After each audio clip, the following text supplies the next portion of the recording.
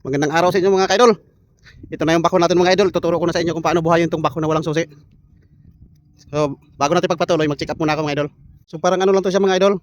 Parang caterpillar lang to sa mga naka-operate ng caterpillar. Siyempre, ito ganito rin yung bakong sani. Dito rin yung ano niya, yung relay ng battery. Kailangan lagi siya naka dito. I-check natin palagi kasi pag naka-zero, ibig sabihin hindi gumagana yung ano niya.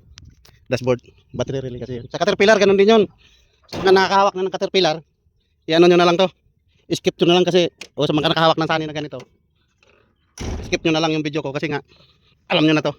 Tuturo ko lang naman, didimo ko lang kung paano siya buhayin yung walang susi. Ito unahin na natin yung push button nya. Pindutin natin. Pag nag-ilaw na yan siya, tumunog na yung relay sa likod. Tapos siyempre ilaw na rin yung dashboard.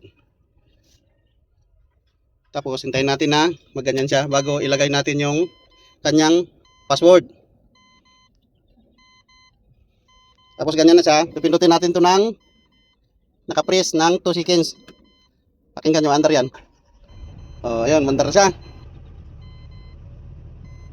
Tapos, kapag nag-aircon ka, ito yung pipindutin mo. Aircon. Tapos, pag ano ka, sounds, ito. Yan na rin, wiper. Tapos, high and low nya. Tapos, ito yung sukat ng diesel. Kapag puno yan, yung kulay green na yan ay blue, hanggang dun yan sa may F. Ito naman yung sa temperature nya, yan may H kapag naka-high. So yun lang mga idol, maraming salamat. Ay mayroon pa pala, kapag itong payong pala natunog ka, nagbabaser yung payong, pindutin nyo lang yung payong. Ayan o, nakikita nyo yung payong na yan, pindutin lang kasi sa maintenance nya yan. O ayun, wala na, pindutin nyo lang yung check. Pag hindi kasi na may maintenance, lumalabas yung nagbabaser yung payong na yan. Okay, maraming salamat mga idol.